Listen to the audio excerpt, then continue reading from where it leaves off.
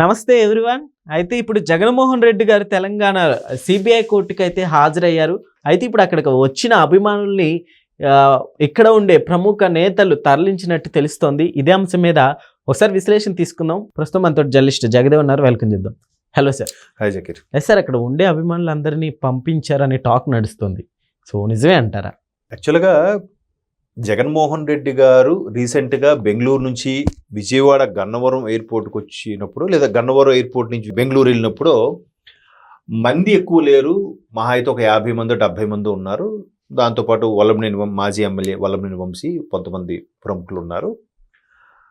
ఎప్పుడు జగనన్న అంటే జైలు కొడుతూ కొంతమంది అభిమానంతో వచ్చి రావచ్చు, కొంతమంది పార్టీ కార్యకర్తలు కాబట్టి అన్న వస్తున్నాడు రావాలని చెప్పి మంది మార్గం పిలిపించుకొని చేయించవచ్చు.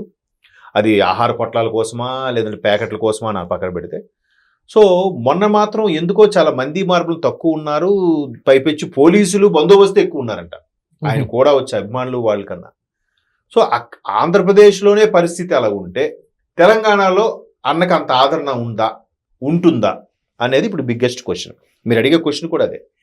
ఇప్పుడు ఏదైతే సాయంత్రం రోడ్డు మీదకి వెళ్తే ఆల్మోస్ట్ ఆల్ ఈ TV9 ఆఫీసు, అదే బంజారా హిల్స్ ఆఫీసు నుంచి కూడా ఆల్మోస్ట్ ఆల్ బేగంపేట ఎయిర్పోర్ట్ వరకు దారి పొడవున వైసీపీకి సంబంధించిన నీలము, తెలుపు, ఆకుపచ్చ జెండా కదా, ఆ 3 రంగుల తాలూకా కాగిత ముక్కలు రోడ్డు అంతా పడున్నాయి.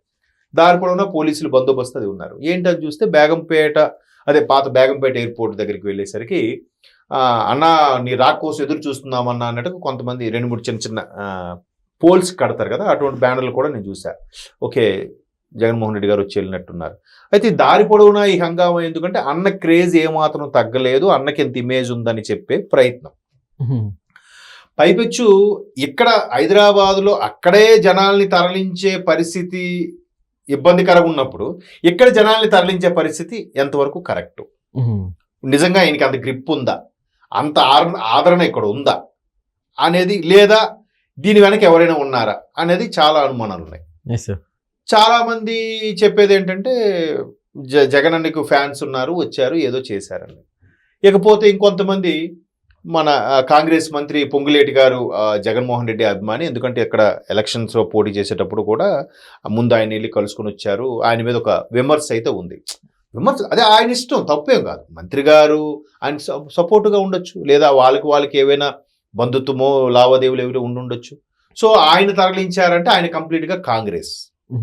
పైపెచ్చు రీసెంట్గా జూబ్లీ హిల్స్ బై ఎన్నిక అయిన నేపథ్యంలో కాంగ్రెస్ హవా ఉంది అని చెప్పేలాగా ముఖ్యమంత్రి రేవంత్ రెడ్డి గారు ఢిల్లీకి వినబడేలాగా ఎమ్మెల్యే నవీన్ గారిని తీసుకెళ్లి మరి రాహుల్ గాంధీ గారిని, ఖర్గే గారిని పరిచయం చేయించారు కదా. గెలిచారు, ఇలాగ ఎంతమంది కార్యకర్తలు కష్టపడ్డారు సార్, ఎంతమంది నాయకులు, జిల్లా స్థాయి నాయకుల నుంచి గ్రామ స్థాయి నాయకులు అందరూ కష్టపడ్డారు మన కాంగ్రెస్ విజయం కోసం అని చెప్పారు. మొత్తానికి తెలంగాణలో కాంగ్రెస్ ఇలా ఉంది అని చెప్పే ప్రయత్నం చేశారు. అది సక్సెస్ ఫార్ములా అయితే నడుస్తుంది ప్రస్తుతం.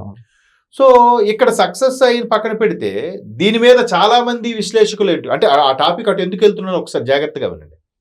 ఇక్కడ కాంగ్రెస్ గెలవడానికి ప్రధాన కారణం టీడీపీకి పడాల్సిన ఓట్లు కూడా కాంగ్రెస్కే పడ్డాయి అనే ఒక విమర్శ అయితే ఉంది.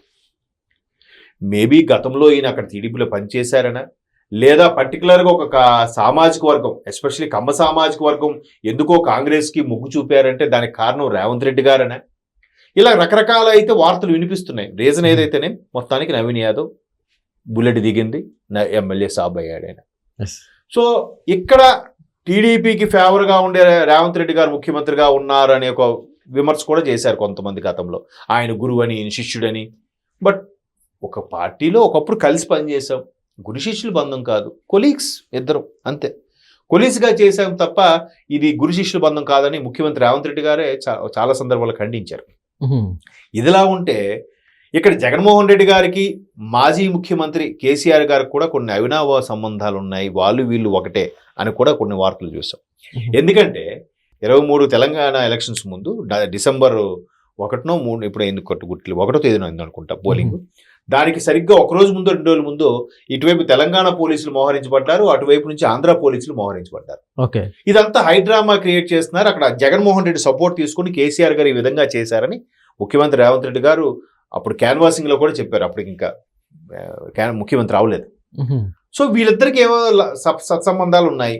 పైపెచ్చు కేసీఆర్ గారు ఆపరేషన్ తుంటి ఎముక ఏదో ఆపరేషన్ అయింది, బాత్రూంలో జారి పడిపోయారనే నేపథ్యంలో జగన్మోహన్ రెడ్డి గారు వచ్చి పలకరించి సుమారుగా ఒక 45 minutes 1 hour ఇద్దరు ముచ్చటించుకున్నారు. వీళ్ళు ఒకటే అనే కూడా విమర్శలు ఉన్నాయి. సో మేబీ ఇక్కడ జగన్మోహన్ రెడ్డి గారిని ఎయిర్పోర్ట్ నుంచి ఆయన ఇంటికి వెళ్లే వరకు ఎంత జనసందోహం, జనాన్ని తరలించింది బీఆర్ఎస్ వల్ల, దీని వెనక కేటీఆర్ గారు ఉన్నారా అనే కూడా కొంతమంది విమర్శిస్తున్నారు. ఎందుకంటే చాలామంది కంపేర్ చేసేది ఏంటంటే ఇక్కడ కూడా కేటీఆర్ గారు వాళ్ళు ఆ కుటుంబం, కేసీఆర్ గారి కుటుంబం నుంచి కవిత గారు బయటకు వెళ్ళిపోయారు, బీఆర్ఎస్ మెల్లమెల్లగా డౌన్ అవుతుంది. అక్కడ కూడా వైసీపీ నుంచి షర్మిలమ్మ గారు బయటకు వెళ్ళిపోయారు, ఆడబిడ్డ బయటకు వెళ్ళిపోయింది, వాళ్ళకి ఇబ్బంది కలిగించారు కాబట్టి పార్టీలు ఓడిపోతున్నాయి అని కూడా మొన్న ఎవడో సోషల్ మీడియాలో పెడితే చూశాను. ఇబ్బంది కలిగించలేదా అవి ఓటమికి కారణాలు కాకపోవచ్చు, కానీ దానికి చాలా కారణాలు ఉంటాయి. ఒక వ్యక్తి ఓడిపోవడానికి కానీ గెలవడానికి కానీ చాలా విశ్లేషణలు ఉంటాయి. సో ఇక్కడ జగన్మోహన్ రెడ్డి గారికి తెలంగాణలో పైపెచ్చు హైదరాబాద్లో ఇంత ఆదరణ ఎలా అంటే ఛాన్సే లేదు. దీని వెనక ఖచ్చితంగా బీఆర్ఎస్ ఉందనేది చాలా మంది యొక్క అభిప్రాయం. మేబీ ఒకడు ఎలా జనరల్గా ఒక సామెత చెప్తా ఉంటారు, శత్రువుకు శత్రువు మిత్రుడు అన్నట్టుగా. బీఆర్ఎస్కి టీడీపీకి పడదు, వైసీపీకి టీడీపీకి పడదు. సో వీళ్ళకి పడదు కాబట్టి శత్రువుకు శత్రువు మిత్రుడు, వాళ్ళిద్దరు మిత్రులు అయిపోతారు. సో ఆబ్వియస్లీ జగన్మోహన్ రెడ్డి గారికి కేటీఆర్ గారికి మంచి సత్సంబంధాలు ఉన్నాయి కాబట్టి బీఆర్ఎస్ వాళ్ళే ఈ విధంగా జనాల్ని తరలించి ఆయనకి అక్కడ కూడా మంచి క్రేజ్ ఉంది, జనాదరణ ఏమాత్రం తగ్గలేదు జగన్ అన్నంటే అని ప్రూవ్ చేసుకోవడానికి ఈ విధమైన ఒక పాచిక అనేది అభిప్రాయం. బట్ జగన్మోహన్ రెడ్డి గారు చాలా అరుదుగా బయటకు వస్తున్నారు. ప్రతిపక్ష పాత్ర పోషించినప్పటికీ ఎక్కువగా ప్రజల్లో ఇంటరాక్ట్ అవ్వాల్సింది, ప్రజలు కాకపోయినా కనీసం ఓడిపోయినందుకు ఆ నాయకులను ఓదార్చడానికైనా, ఆ కార్యకర్తలని సముదాయించి చెప్పడానికైనా వీటి జనాల్లోకి వెళ్ళటం లేదు. మాట్లాడితే బెంగళూరు వెళ్ళిపోతున్నారని విమర్శ ఉంది. పైపొచ్చి ఇటువైపు హైదరాబాద్లో ఎందుకు వచ్చారు, హైదరాబాద్ రావట్లేదు, బెంగళూరు వెళ్ళిపోతున్నారు, హైదరాబాద్లో రేవంత్ రెడ్డి గారి ప్రభుత్వం ఉంది కాబట్టి రావట్లేదు అనే వాళ్ళు కూడా ఉన్నారు. మేబీ ఆయన కోర్టు సంబంధించి వాయిదాలకు సంబంధించి వచ్చారా, లేదా ఇక్కడ ఏమైనా మాస్టర్ ప్లాన్ వేయడానికి వచ్చారనేది మనకు తెలియదు. బట్ ఆయనకి ఎంత ఆదరణ లేకపోయినా హైదరాబాద్లో ఎంత ఆదరణ ఎలా వచ్చింది, ఆంధ్రప్రదేశ్లోనే ఆదరణ కరువు అవుతున్న రోజుల్లో హైదరాబాద్ ఎలా వచ్చింది అనేది రకరకాల గుసగుసలు అయితే వినిపిస్తున్నాయి. ఏదేమైనా రాజకీయాల్లో రకరకాల మార్పులు పెను మార్పులు సంభవిస్తుంటాయి. ఏది ఏమైనా ప్రస్తుతానికి ఆయన ఘోర పరాభవంతో ఉన్నాడు. అక్కడ కేసీఆర్ గారు కూడా ఇంటికే పరిమితం అవుతున్నారు కానీ బయటికి రావట్లేదు. కేటీఆర్ గారే పాపం అన్నీ తానే భుజాల మీద తెచ్చుకొని చేస్తున్నారు. ఆ గెలిచినా ఆయనకే క్రెడిట్ వస్తుంది, ఓడిపోయినా ఆయన వల్లే అంటున్నారు. ఆయన ఎందుకు ఓడిపోవాలని అనుకుంటాడు కదా. బట్ టైం బ్యాడ్ అనుకోవాలో whatever it maybe. So అట్లా నడుస్తుంది. మొత్తానికి జగన్మోహన్ రెడ్డి గారికి హైదరాబాదులో ఈ జనసందోహం అనేది ఇంపాసిబుల్.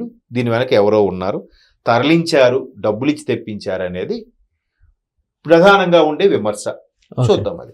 దీన్ని వైసీపీ వాళ్ళు ఏ విధంగా తిప్పుకొడతారా లేదంటే సైలెంట్గా అవునని ఊరుకుంటారో వెయిట్ అండ్ సీ.